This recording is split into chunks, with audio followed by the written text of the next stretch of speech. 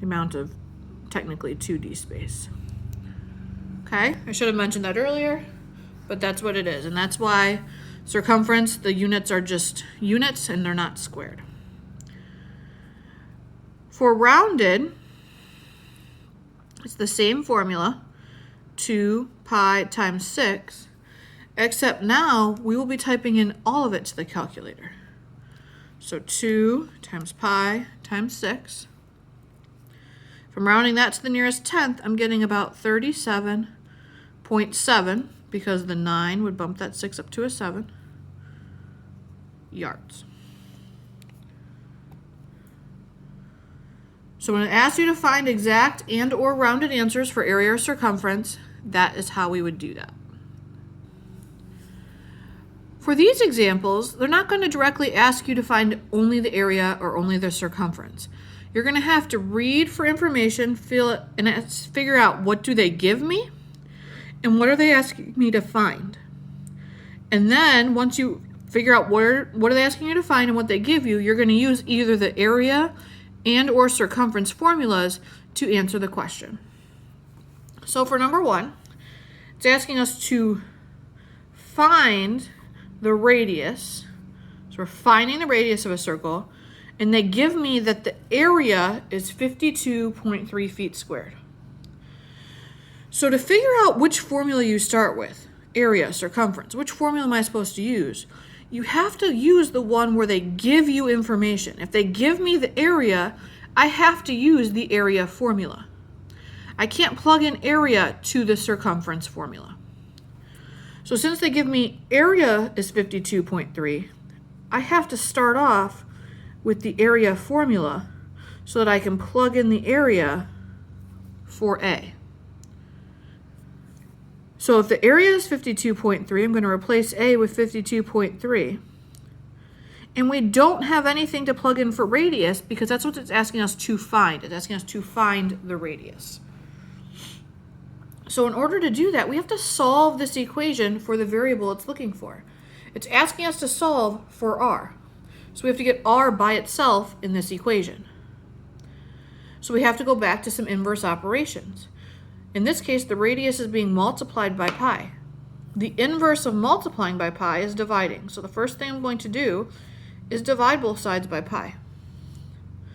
Over here they will cancel because they're inverses. And in my calculator, I'm going to type in 52.3 divided by pi.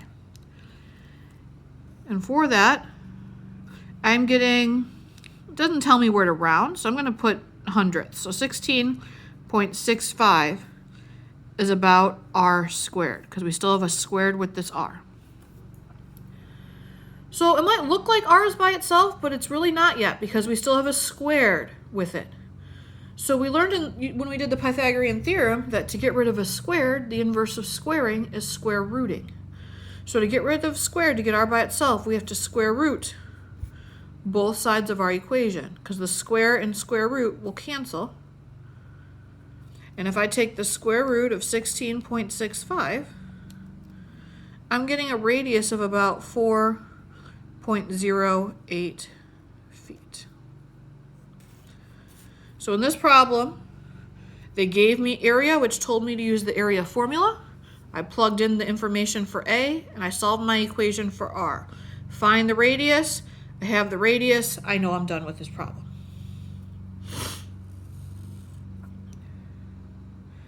Now let's look at number 2.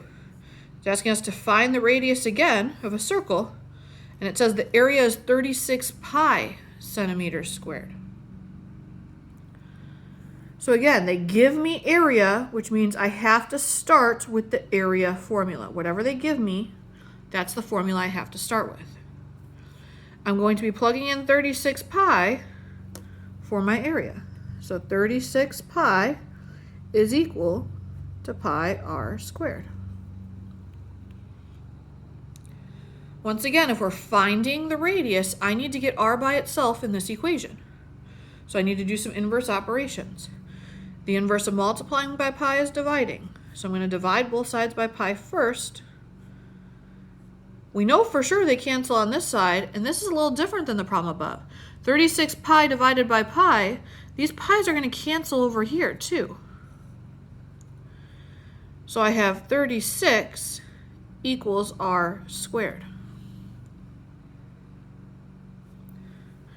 To get rid of a square, just like the previous problem, we're going to square root both sides. Square root of 36 is 6, is equal to r. And we should put our unit 6 centimeters. The difference between 1 and 2 is for number 1, they gave us an approximated area, and for number 2, they gave us an exact area. We still solved the problem in the same way. All right, let's try another one. Let's look at number 3. Find the diameter of a circle with a circumference of 18 pi.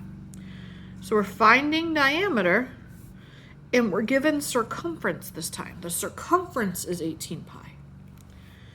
So if they give me circumference, I have to use the circumference formula.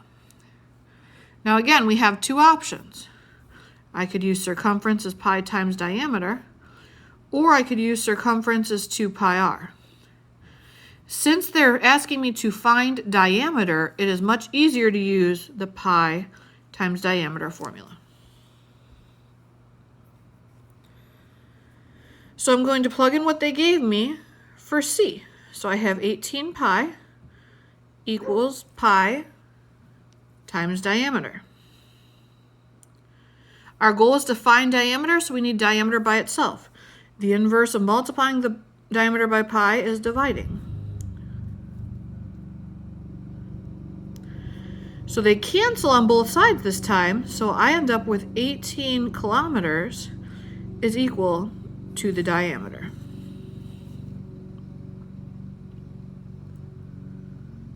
Find diameter. We have 18 kilometers is the diameter. We're done. I answered the problem. Let's look at number 4. It's asking us to find the approximate radius of a circle, and it tells me the circumference is 94 centimeters. So they give me circumference, so I know I have to use a circumference formula, and they want us to find radius, so it's easier in this case to use the 2 pi r.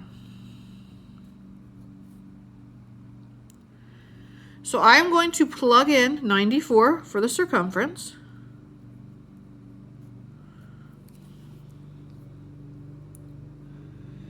Now there's two ways to solve this problem. We do have to get r by itself. Some people might want to solve this in one step, and some might want to solve it in 2 steps, and they're both correct as long as you do them correctly. Since 2 and pi are both being multiplied by the radius, the inverse of multiplication is division. So we're going to have to divide both sides by 2, and we're going to have to divide both sides by pi. Now, if you do this in one step, you have to be very, very careful. And you have to make sure, if you do it in one step, that when you divide by 2 numbers, you must put them in parentheses. I will show you in a second on my calculator why that is so important. So here, the 2 and the pi's cancel. So I'm going to get radius.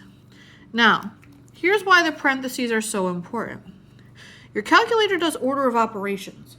So if I don't have parentheses, it would do 94 divided by 2 and then multiply that by pi. We don't want it to do that. We want it to do 94 divided by that whole quantity of 2 pi. So when I type it in, 94 divided by, in parentheses, 2 pi, I'm getting my radius to be about 14.96 centimeters. Now look what happens if I don't put those parentheses. I get a completely different answer. So the parentheses are very, very important. The other way, if you're worried, Mrs. Kame or whoever your teacher is, I'm going to forget to do that, then you can do this in 2 steps. You could do 94, first divide it by 2 and hit enter. Then you can divide that number by pi, and that will get you that same answer. So if you do it in 2 steps, I can do it off to the side a little bit here. You could do 94 equals 2 pi r. If you do divided by 2 first, and just cancel the 2's out, you would get 47 equals pi times r. Then you could divide both sides by pi, and you will still get that same answer. So whatever way you think would be easiest for you to remember to get that right answer, that is what I recommend doing. Now, let's look at number 5. 5 is asking us to find the area of a circle when the circumference is 18. So we're finding area, and they're telling us what the circumference is. So again, whatever they give me, that's the formula I have to start with. So if they're giving me circumference, I have to start with the circumference formula. Now, it's about deciding which circumference formula to use. Pi times diameter or 2 pi r. Well, it doesn't tell me to find radius. It doesn't tell me to find diameter. It tells me to find area.